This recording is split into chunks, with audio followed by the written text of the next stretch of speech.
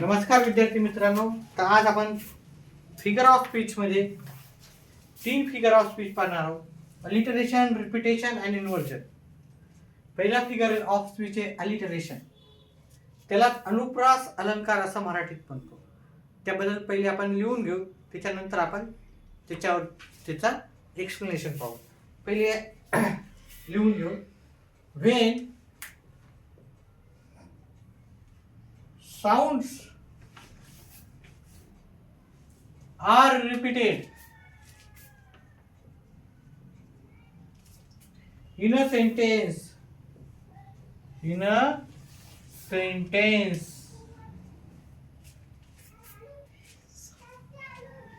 for pleasing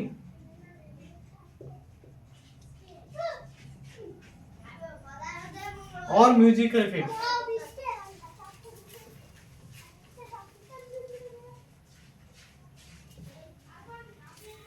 The figure of speech is alliteration. The figure of speech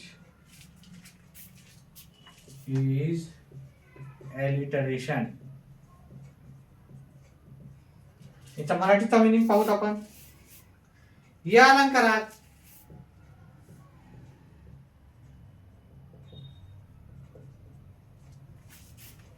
भाषेचा गोडवा,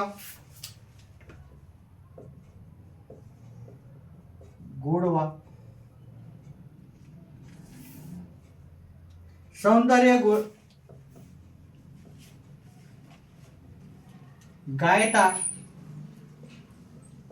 जे गाणं गायलेलं आहे ते वाढवण्यासाठी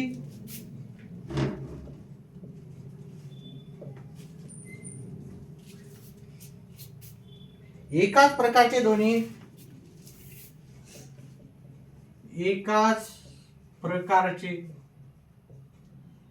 ध्वनी असलेल्या अक्षरांचा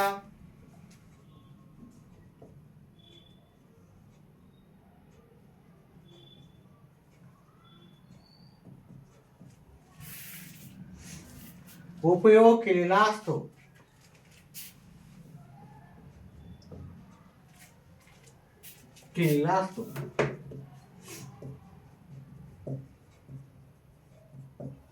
उदाहरण किंवा एक्झाम्पल.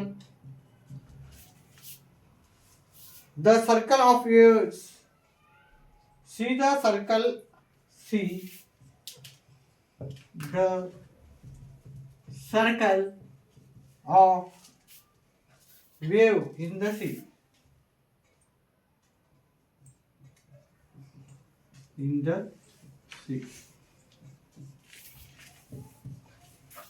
पहा,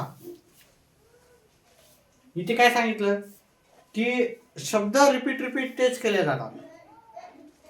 कमीत कमी त्याचा शब्दाचा जो उच्चार आहे तो सेम रिपीट केला जातो. रिपीट सांगितलं जातं. त्यालाच आपण काय म्हणतो, अनुप्रास अलंकार म्हणतो. जसं की इथं सी म्हणजे पाहणे आणि इथं सी म्हणजे समुद्र. पण इथे एखादा स्टांजा म्हणताना व्यवस्थितपणे म्हणावं आणि भाषेचा गोडवा वाढव, सौंदर्य वाढव, त्याच्यासाठी आपण इथे सी आणि हे सी सारखे एकसारखे शब्द वापरलेले आहेत.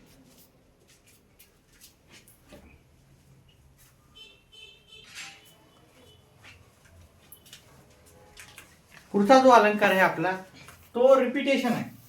रिपिटेशन म्हणजेच पुनरावृत्ती. म्हणजे एखाद्या शब्दाची पुन्हा एकच शब्द येत असेल वाक्यामध्ये किंवा स्टांजामध्ये तर त्याला आपण रिपिटेशन म्हणतो. अतिशय सोपं आहे रिपिटेशन ओळखणं. सेम जर वर्ड पुन्हा येत असेल तर त्याला आपण रिपिटेशन म्हणतो. त्याच्याबद्दल काही एवढं काही अवघड नाही आहे रिपिटेशन ओळखणं. तर इथे आपण लिहून घेऊ त्याच्याबद्दलची माहिती. When words or phrases are repeated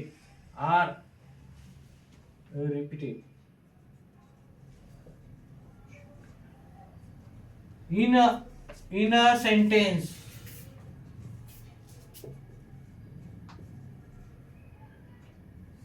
for pleasing,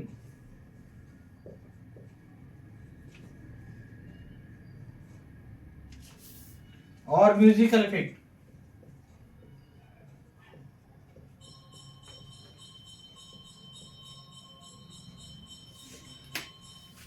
The figure of speech is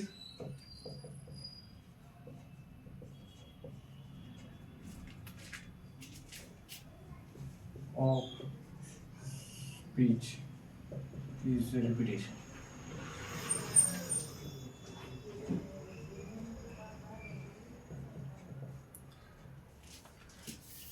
एखादा वर्ड किंवा फ्रेज जर रिपीट होत असेल तर त्यालाच आपण रिपिटेशन म्हणतो. त्याच्या मराठीमध्ये आपण एक्सप्लेनेशन पाहू. या अलंकारात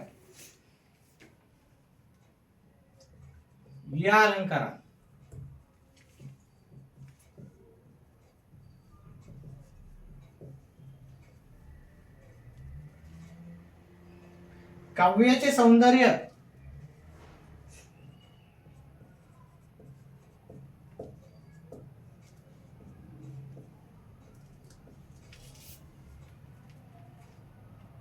व त्यातील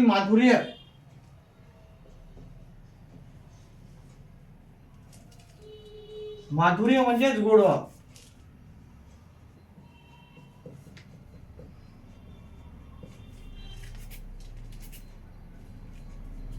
वाढवण्यासाठी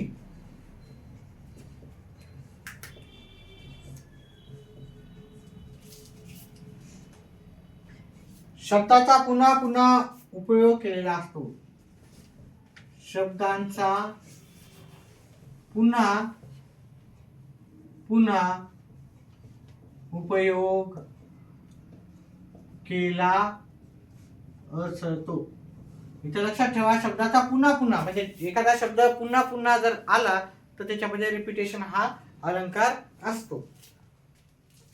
example, I wish I could see him. I wish I could see him. I wish I could know him. I wish I could know him. I wish I could इथं पण आहे, I wish I could इथे पण आहे. ठीक आहे, त्याच्यामुळे याला म्हणतो आपण रिपिटेशन अलंकार. शेवटचा अलंकार आहे इन्व्हर्जन. हे लिहून घ्या. आपण शेवटचा अलंकार पाहू.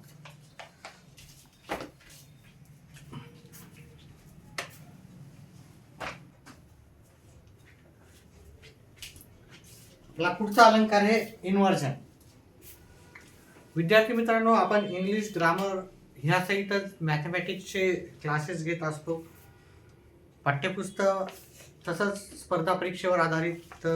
ज्यांना कोणाला व्हिडिओ आवडला असेल त्यांनी व्हिडिओला लाईक करा, चॅनलला सबस्क्राईब करा आणि व्हिडिओ जास्तीत जास्त आपल्या फ्रेंड सर्कलमध्ये शेअर करून या चॅनलला वाढवण्यासाठी सहकार्य करा. याच्याबद्दल माहिती घेऊ. When the words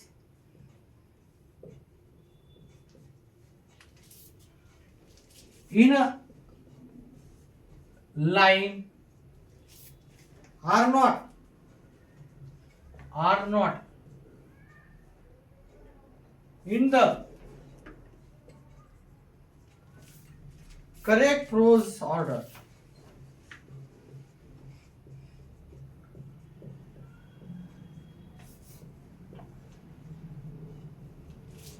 to give the poetic effect.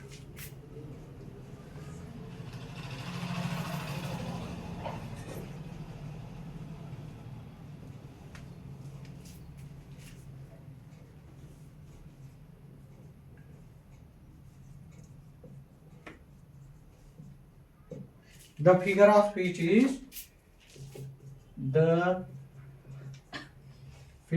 of speech is inversion.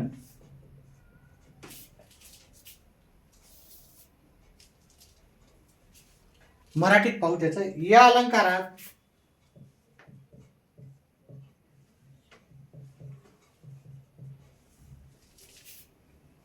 काव्यात्मक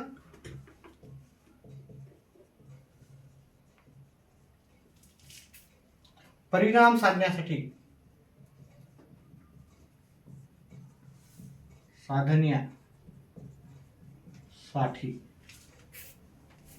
नेहमीच्या वाक्यातील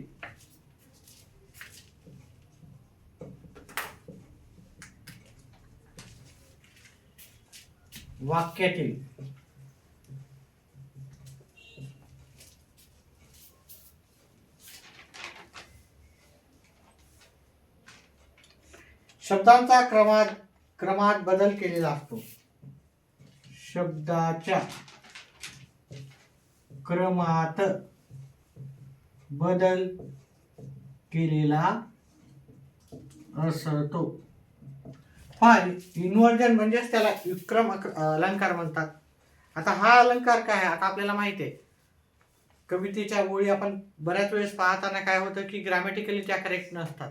आपल्याला वाटतं की हे शब्द इतर पाहिजे तर तो शब्द तिथं नसून दुसऱ्या जागी असतो. म्हणजे वाक्य रचना ग्रॅमॅटिकली करेक्ट नसते. ती कशामुळे करेक्ट नसते? फक्त त्या सेंटेन्सचा ओळीचा व्यवस्थितपणे गायला जावा, ठीक आहे, त्याच्यामध्ये कुठेही प्रॉब्लेम येऊ नये, त्याच्यामुळे ते त्या ओळी इकडच्या तिकडे शब्द केले जातात. त्यालाच आपण काय म्हणतो? ॲलिटरेशन, इन्व्हर्जन म्हणतो. त्यालाच काय म्हणतो आपण? इन्व्हर्जन असं म्हणतो. म्हणजे शब्द आपल्याला ग्रॅमॅटिकली करेक्ट नसतात बऱ्याचशा वेळेस कवितेला. आणि जर ग्रॅमॅटिकली जर करेक्ट नसेल, फक्त कविताच्या ओळी व्यवस्थित एका लयबद्ध पद्धतीमध्ये यावं, त्याच्यासाठी आपण जी वाक्य हे केलेलं असतं, वाक्याच्या रचनेमध्ये अदलाबदल केली राहते, त्यालाच आपण इन्व्हर्जन असं म्हणतो. आता याचं उदाहरण जर पाहायचं, अप वेंट द बलून.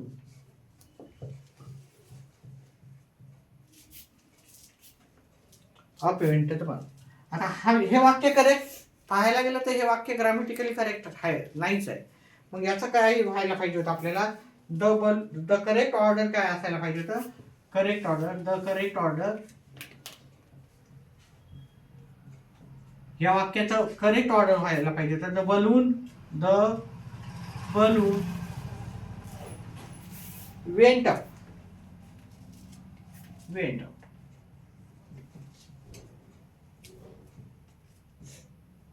म्हणजे आपल्याला वाक्य असं पाहिजे होतं, द बलून वेंट अप, पण फक्त वाक्याची रचना म्हणजे कवितेमध्ये ओळी व्यवस्थित गायला जावं, कारण याच्या आधीची ओळीनुसार, त्याच्यामुळे वेंट द बलून असा थोडासा तोडून मोडून आहे. ठीक आहे, सध्याच्याला एवढंच. पुढच्या याच्यामध्ये आपण उरलेले अलंकार घेण्याचा प्रयत्न. व्हिडिओ आवडल्यास व्हिडिओला लाईक करा, चॅनलला सबस्क्राईब करा. व्हिडिओ पाहिल्याबद्दल धन्यवाद.